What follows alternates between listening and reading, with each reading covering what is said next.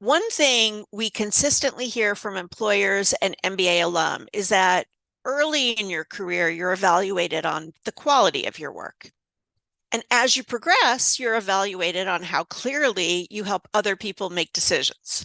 And that is a shift that surprises a lot of people because many professionals are strong contributors. But when you present to senior leaders, the expectation is different, right? Executives they don't need a walkthrough of everything you did. They want to understand what it what it means and what they should do next. And so that's what today's session is really about. I am especially excited to introduce our speaker, Libby Magliola. After earning her MBA from SMU, she went into management consulting, where presentations were tools for decision making, not just updates. And she now teaches MBA level business presentation techniques, and she works with professionals on communicating complex ideas with clarity. Libby, thank you so much for being here, and I'm excited to learn from you, as I'm sure everyone else is too.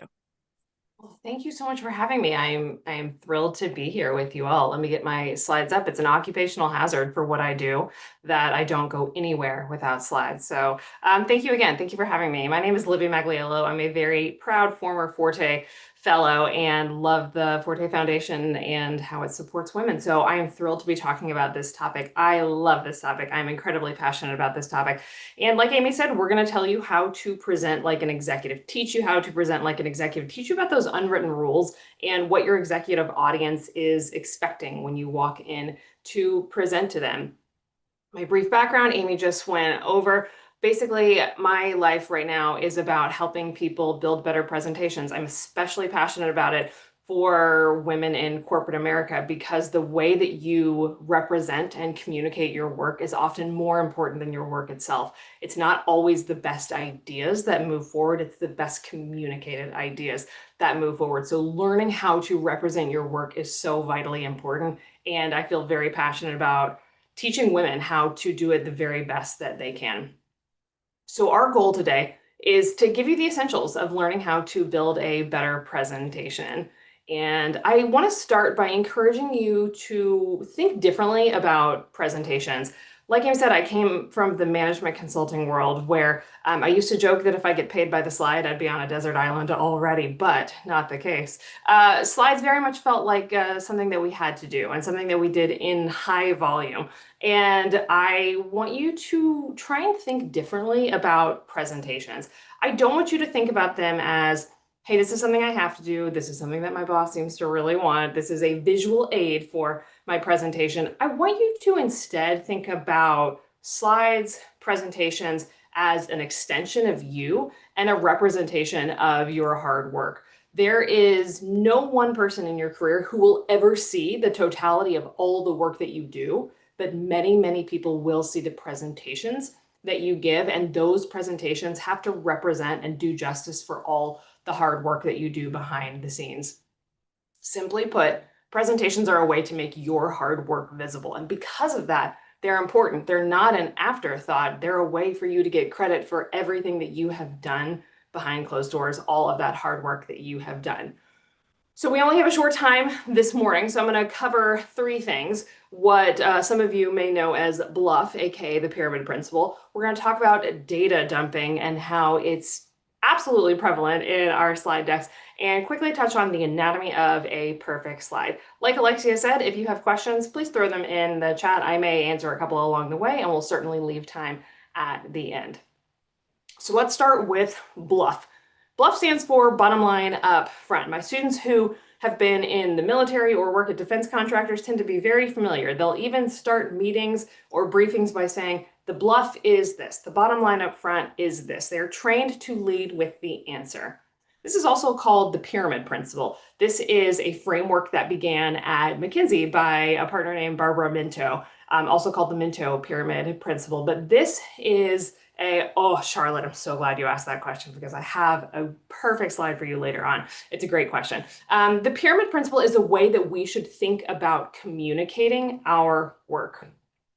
The pyramid principle states that In any communication, whether it's a 30-second overview or a 60-minute deep dive, we need to lead with the answer. We start with the answer. We tell people what's coming. Back in 5th grade, we all learned the 5-paragraph essay of tell me what you're going to tell me. Tell me, tell me, tell me, tell me what you told me. We frame our presentations very similarly. We tell people the answer. We tell people our thesis statement so they know what's coming. Then and only then do we support that answer with the arguments behind it, and then we get into the data. The reason that we tend to get this backwards is that when we're analyzing, we move up the pyramid. We're digging through raw information, digging through raw data. We're trying to figure out what it means. And eventually we get to the answer, our recommendation. We need to flip that on its head and communicate from the top down. We lead with the answer and then move people through how we got there. We don't take them on the journey with us. We start with the answer and then dig into it. I like the analogy of a detective novel, that if you love murder mystery or love a good Agatha Christie novel, the way it usually works is that there's a body. Someone discovers a body, and then the famous detective comes to town. They find clues, they spend time interviewing people, all of that, and then in the last chapter, they get to who the killer is. But the thing is, I do not have the world's greatest track record with finishing library books, or the world's greatest attention span for that matter. And so sometimes I only get past the first chapter. Sometimes I make it halfway through the book before life happens and I move on. And sometimes I even make it almost to the end, but I still don't find out who the killer is. Now, the reason I'm talking about this is because this is how a lot of us structure our presentations. We say, hey, here's what I did. I dug through all this data and I got all of this really good primary data. Let me talk to you about the data. Let me talk to you about what I found from the data. Two things are happening. Your audience is getting confused or your audience is tuning out. We should not communicate like this because our audience needs context and people have short attention spans. We are in the social media TikTok era where people have TikTok attention spans. So we need to flip this on its head. We need to communicate more like a newspaper article. In a newspaper article, the most important information is in the headline. And the article is written in descending order of importance from there.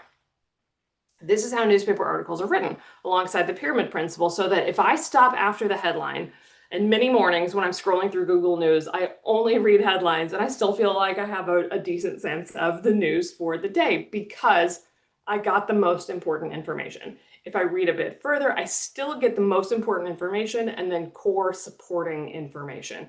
This is what we're talking about when we talk about answer first, bottom line up front. This is the change in your presentations that will make the biggest impact as far as being executive ready. This is how executives expect you to communicate, with the recommendation up front, with the answer up front. They do not have the time and attention span to sit through the exploration of data. They want the recommendation up front, and then we can dig in from there. This is answer first communications, and this is what you should be moving towards. So what does this mean for you? What does this mean for your next presentation? Figure out the answer. That is your recommendation. That can be a summary of the presentation that follows. What is the conclusion of your presentation? And then start with that. So this can sound like, hey, today I'll be reviewing our campaign results with the goal of requesting switching ad agency partners this year. Wonderful. If I only listen to the first 30 seconds of your presentation, I know exactly where you're going and I have the context that I need before you dig into data. So lead with the answer, start with the answer. This will make the biggest difference in the impact of your communication. It also makes you appear to be a more confident, prepared communicator, because when you walk in with the answer, when you start with the answer, the unwritten thing that you're telling your audience is, I've done the work. I have figured out the answer. I am prepared with that answer for you. It projects confidence in your work. Lead with the answer, start with the answer in your next presentation. So that's BLUF, bottom line up front, AKA the pyramid principle, AKA lead with the answer. This is how executives communicate. Now, here's where I move on. Part two. Here's where I implore you to stop putting so much data on slides and stop putting so much information on slides. The universal biggest complaint about slides is too much information. Too many words, too many numbers. And the only thing that people hate more than that is when a presenter puts up all that information and then turns their back to the audience and then reads all that information to them. It sends people into fits of rage. So let me tell you why we shouldn't do this, and let me tell you why we do this. The problem is that we have so much data, we have so much information, and we are tempted to share it all. We do this for a couple of very good, very well-intentioned reasons. One is because we want to show our work. We want to say, hey, I did all of this analysis. This data was very hard to come by. I got all of this great information. Here it is. We want to show our work. The other reason we do this is we think that more data means more convincing. That if I just continue to throw more and more and more data at you, you'll just get more and more and more convinced, when in reality, it often has the opposite effect. So I'll quickly tell you my data dump story. This is a picture of myself, my husband, my two girls. This was us on what became lovingly known as the big time disaster vacation. I mean, this was epically, epically horrible of a vacation.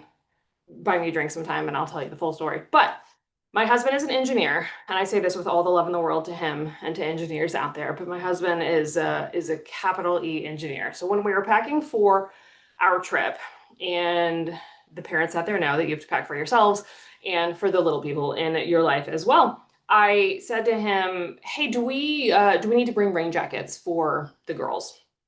So he got out his phone and he opened the weather app and he looked down and he read to me word for word. He said, okay, well, on the Monday that we're there, the high is 75, the low is 65. There's an 18% chance of rain. The high on Tuesday is 77, the low is 64. The chance of rain is 75%.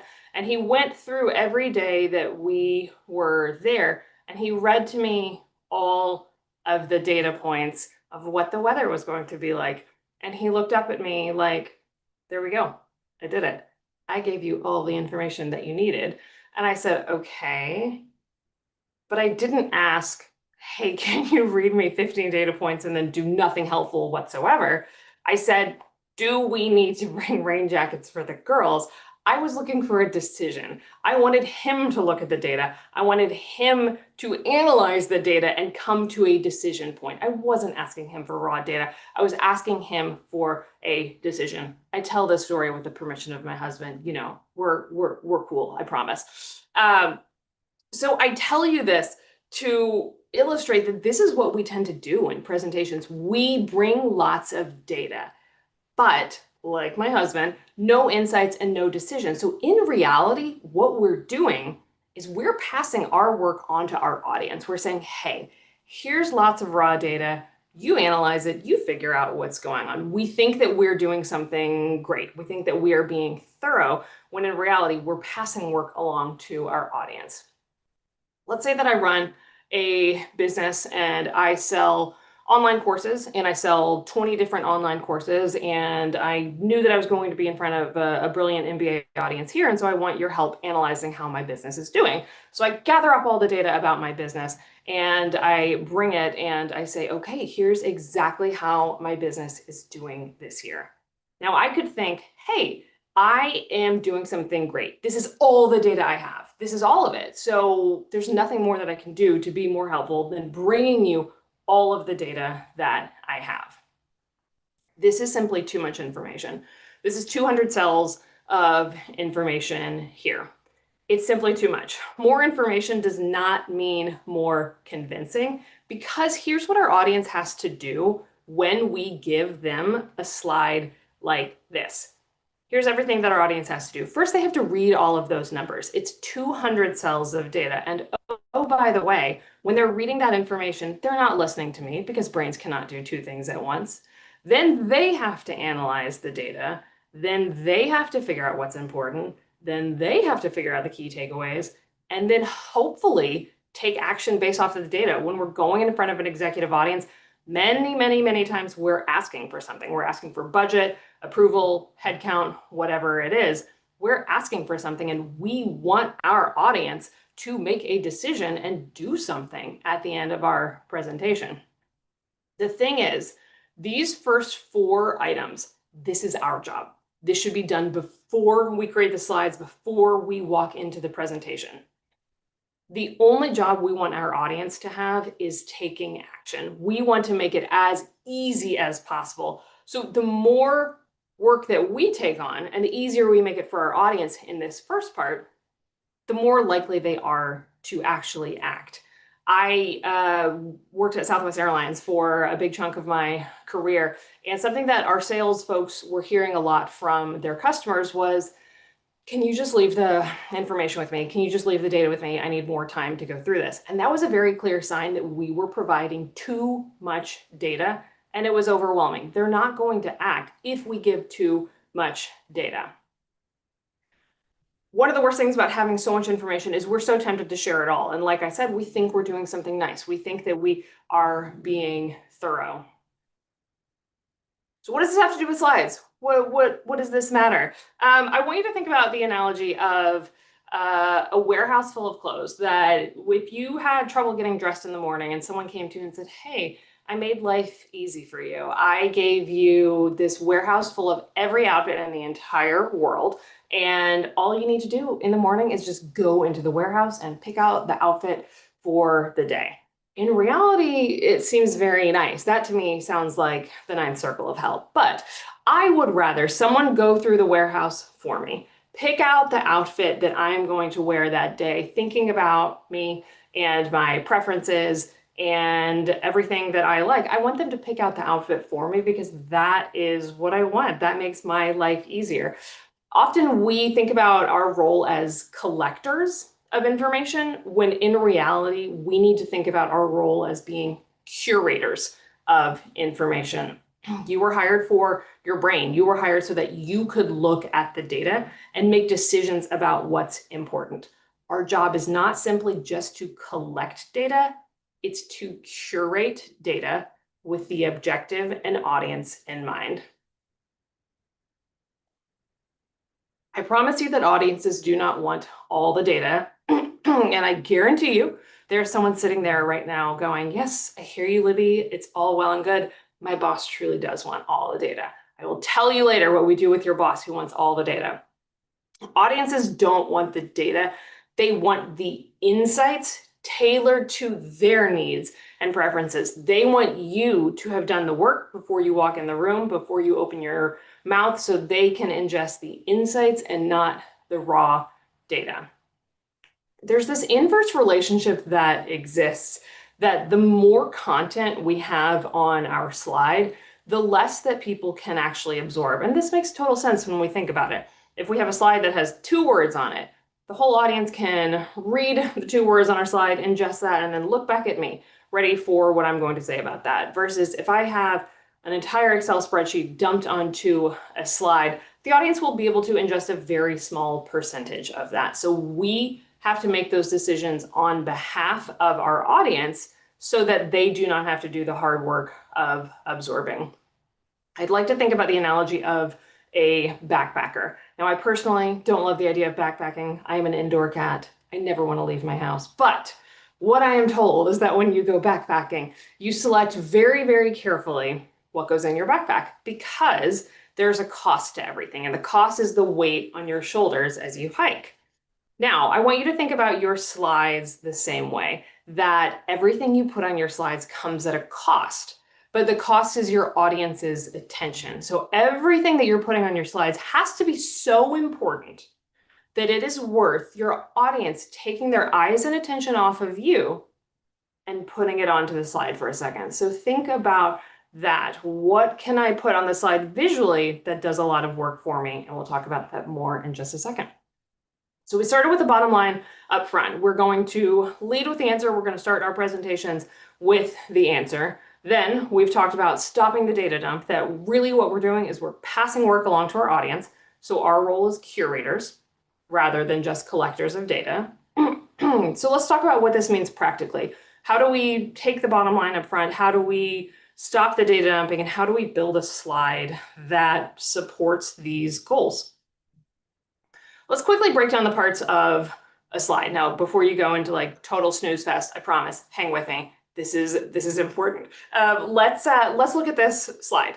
And I personally have trouble when looking at a blank slide and thinking, what do I put here? I don't know. I don't even know where to start. Do I do a graphic? Do I do a flow chart? I'm not really sure what to start. What helps me is just thinking, well, a slide really is just two important parts and that's it. And that helps me feel a little better about, okay, this is just a formula. I just need these two key parts.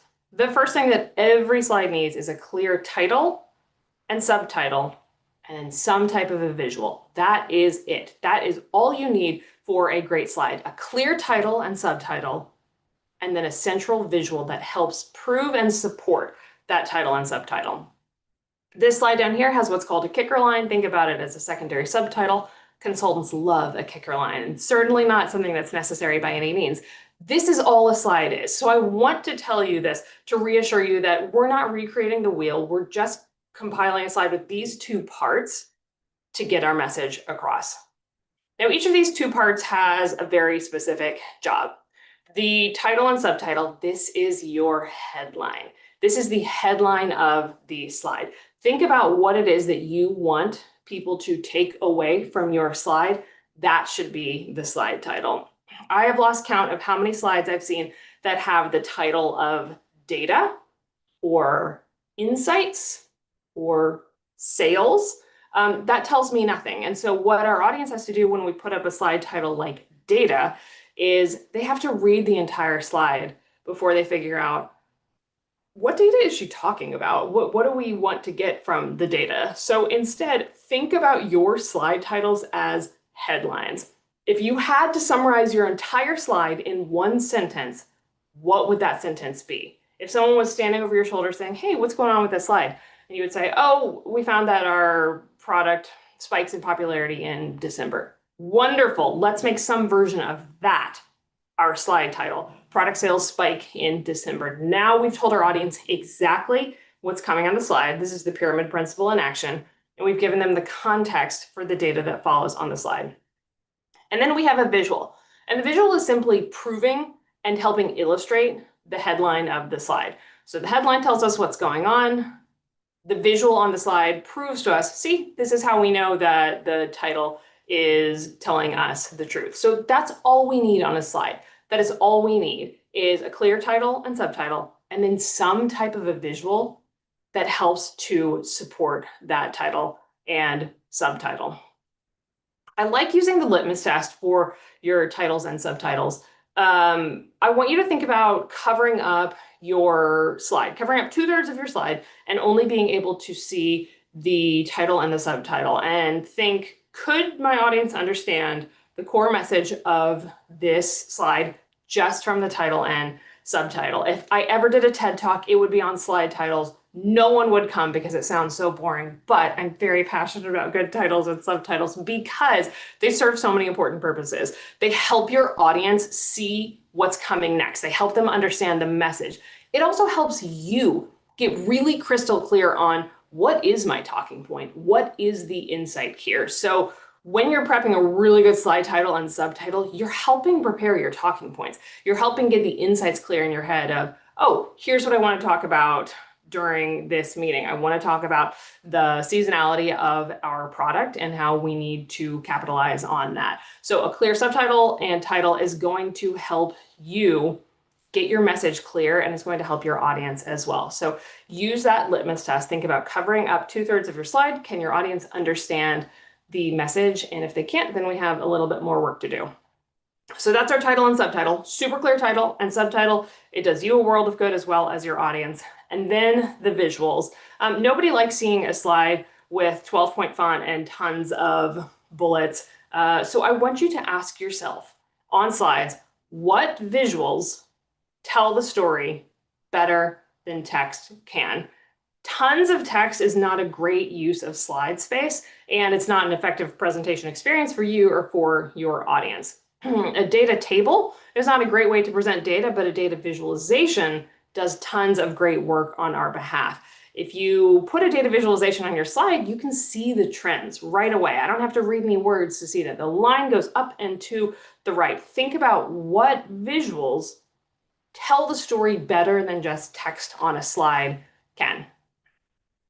Think about a billboard that when you're flying down the highway and there's billboards off to the side, you usually have 2 or 3 seconds to ingest what's on that billboard. Billboards are designed to be highly visual, tell one story, and designed to be consumed quickly. They are what I like to call glanceable. You'll notice that the slide or the picture doesn't say, Carvana was founded in 2001 by two college roommates who were fed up with the car buying experience.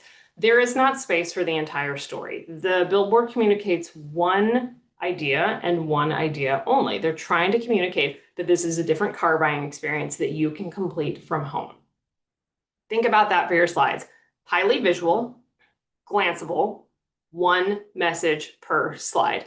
Your audience should be able to glance at your slide, read the slide title, take in the visual, and be able to understand very quickly what's going on the slide. Make your slides glanceable.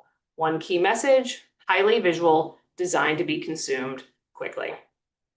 So that's all we need is 2 parts of a slide, a clear title and subtitle that's giving us the bottom line up front on a slide showing that we've pulled out the insights, and then a visual that helps our slide be glanceable and helps to tell our story.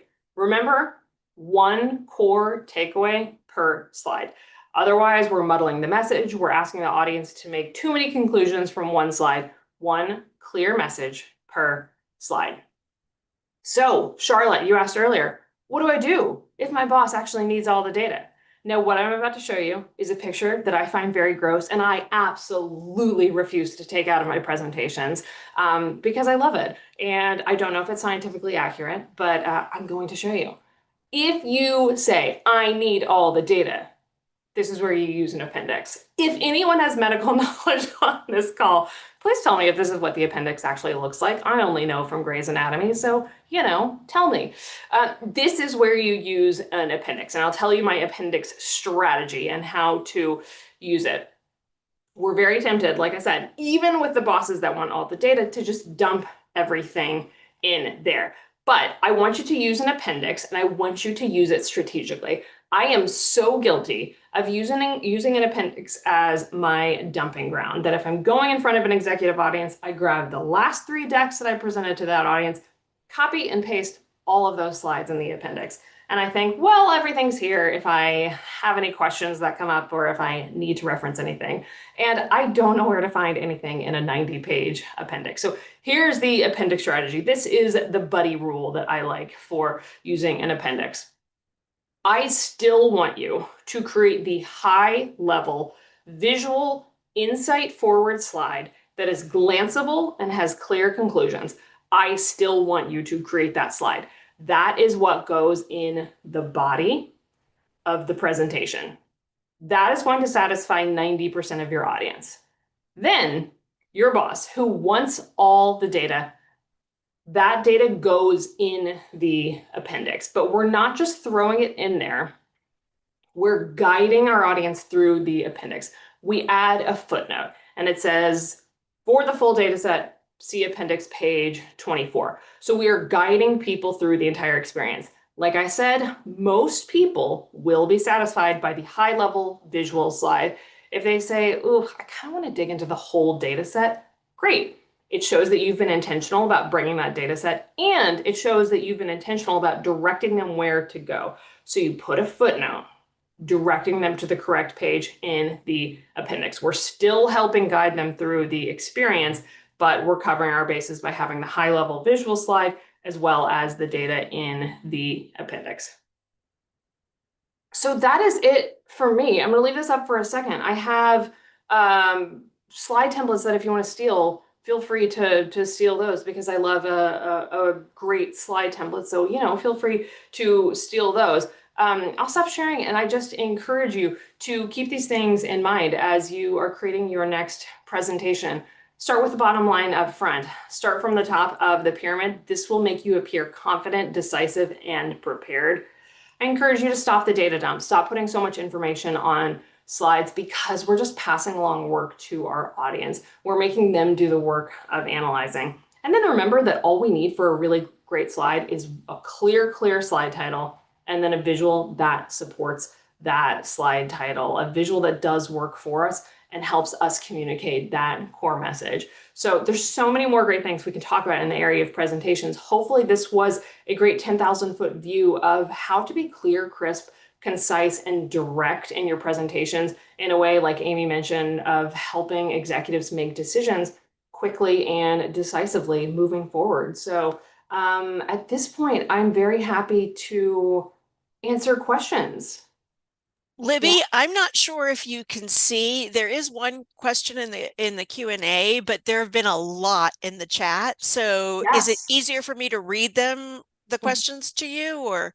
I am happy to. Let me start with what's in the Q&A, and I don't think everyone can see this. It says, how do you stay up to date with best practices or trends in presentation formats? It's such a good question, and I think the secret question behind this is, what's the deal with AI and presentations? So on the one hand, things have not changed very much in the presentation space. PowerPoint has been around in some versions since 1984, so it has not changed very much, and we're still using it. So in some respects, we're still using this old legacy software for what we do. On the other hand, things are very much changing in like the AI space or plugins for PowerPoint.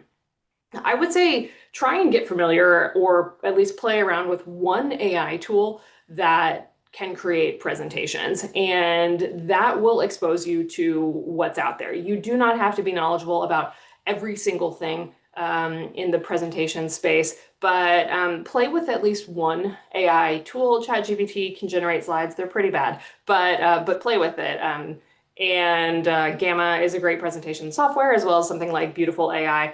So just think about how you use PowerPoint the most and think about what is helpful to you, because there are great plugins that you can use. ThinkCell is a great one for data visualizations. BrightSlide is another one that is phenomenal for things like more complex animations.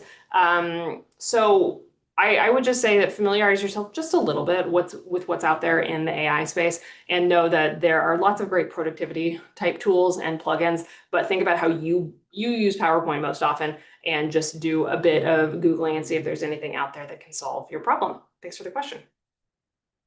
Okay, let's see.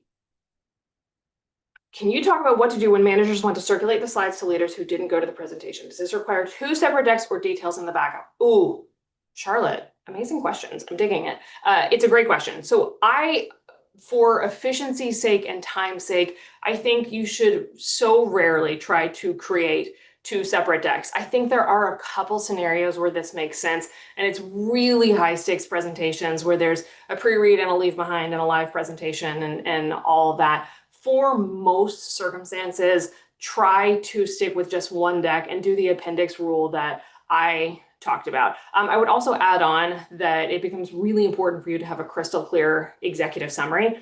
And so create the executive summary as if no one's going to read anything else in the presentation, and you have to summarize the storyline and the key insights just in that executive summary. I would also say that you can write a really well-crafted email that goes along with your presentations and send to your boss, and give them something they can forward on. And so your email can say, hey, boss, attached to the presentation, a couple of things I wanted to call out. Please note the data set on page 4. This is what's being asked about the most, and I want you to note the spike in whatever. And just give 3 main bullet points in that slide. That way, you're giving that high-level pyramid principle summary. So if just the email gets passed on or the presentation gets passed on, you're still guiding the experience and drawing people's attention to the most important points. So use the appendix rule. Know that you might have to give a little bit more context or a couple more slides in the appendix, because you're not going to be there as a live presenter to give that verbal additional context. So use the appendix, know that you might have to do a bit more, write a really clear email that goes along with it so that when that email and presentation travels beyond you, people still have the context. It's a great question. Let's see.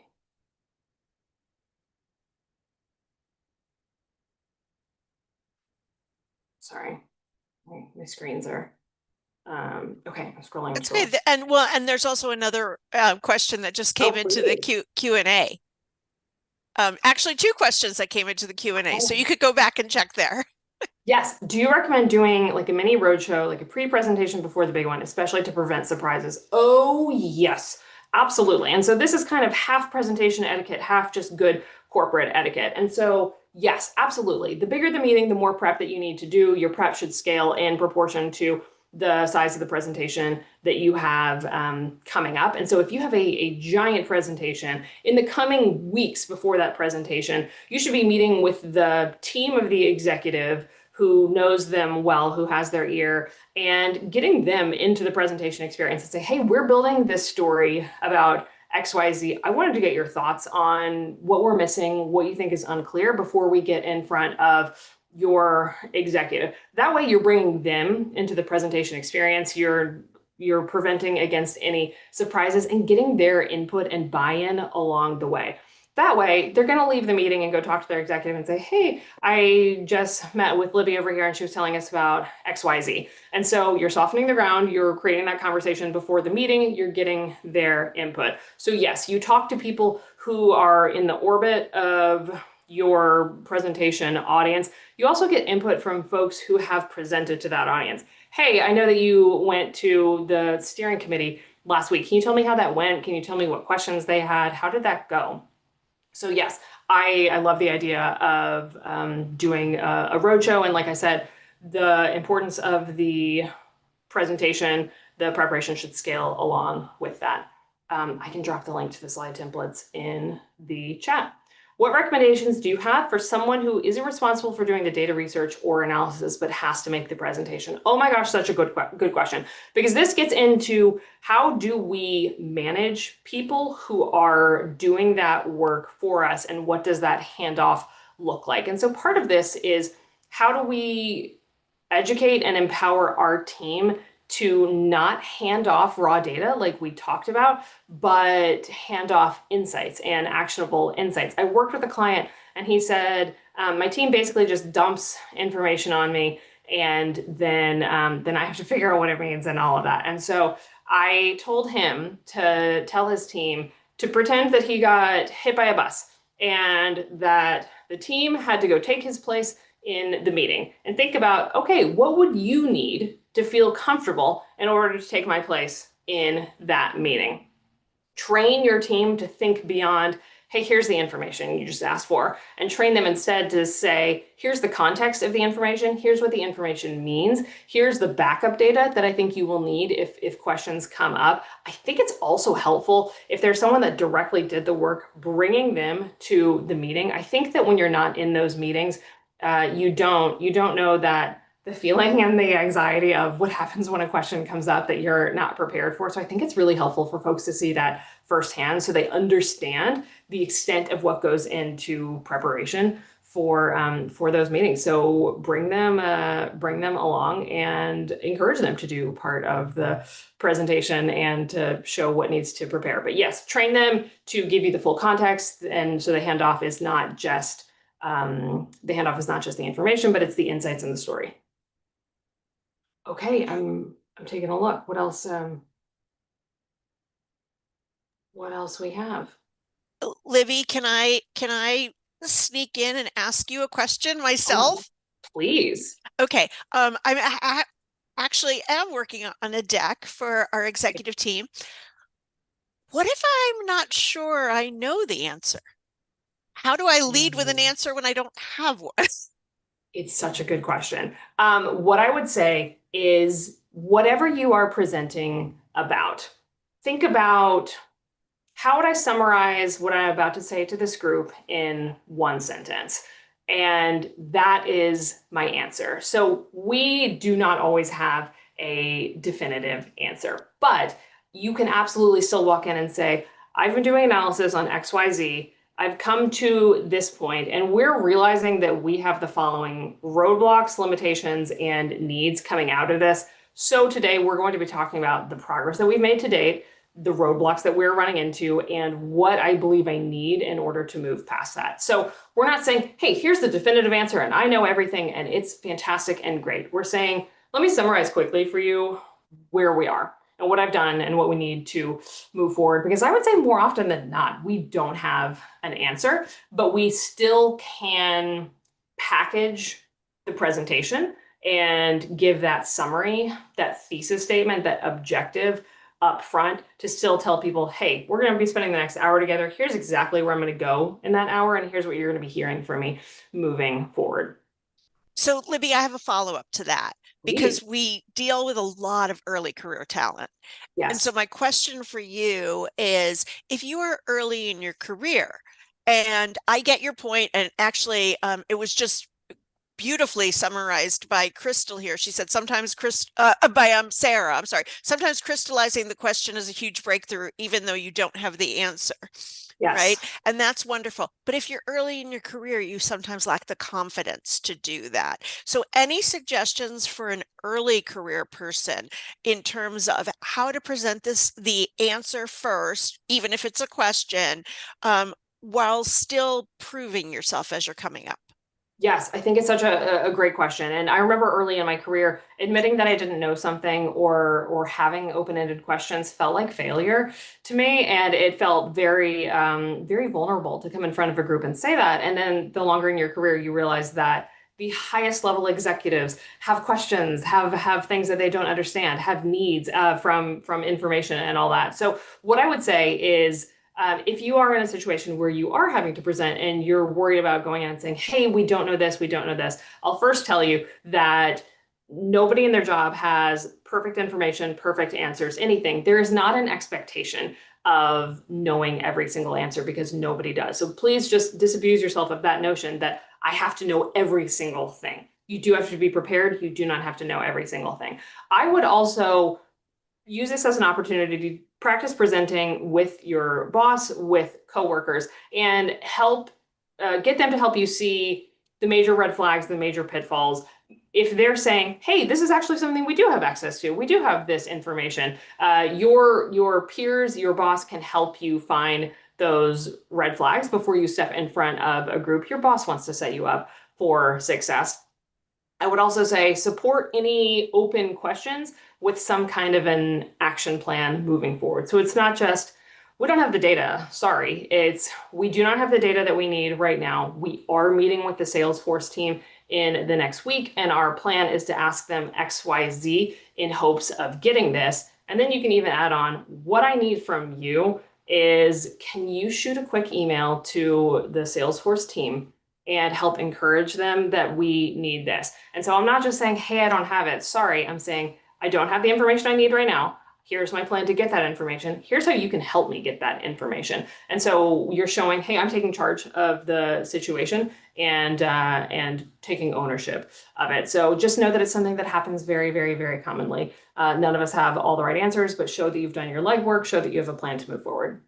So, Libby, this has been amazing. Other than the fact that I'm going to get off of this of this session and revise an entire deck that I just created. Other Not at than that, all. this has been absolutely amazing. The comments are saying the same thing. I just want to thank you so much for Thank your you. time. This was wonderful. I also want to invite my colleague Alexia, who is going to wrap up for us. Hi, welcome everyone. So I am just going to do a quick wrap up for everybody as far as next steps and things like that. But again, thank you so much, Libby, for being here today and talking to our audience on a topic that resonates with a lot of people, I think for sure. This is a skill that people can directly see how it can improve their career, which is awesome. So there are two main things I want to mention as far as upcoming webinars here at Forte that we have. Next week, we have a career coach workshop that's available for people. So if you would like to sign up, feel free to scan the QR code, or it's also on our website. And we're talking about the topic of before you quit, early signals you need a career or need a role realignment, excuse me. So we're going to be talking about that with our career coach expert, Diane Fennig.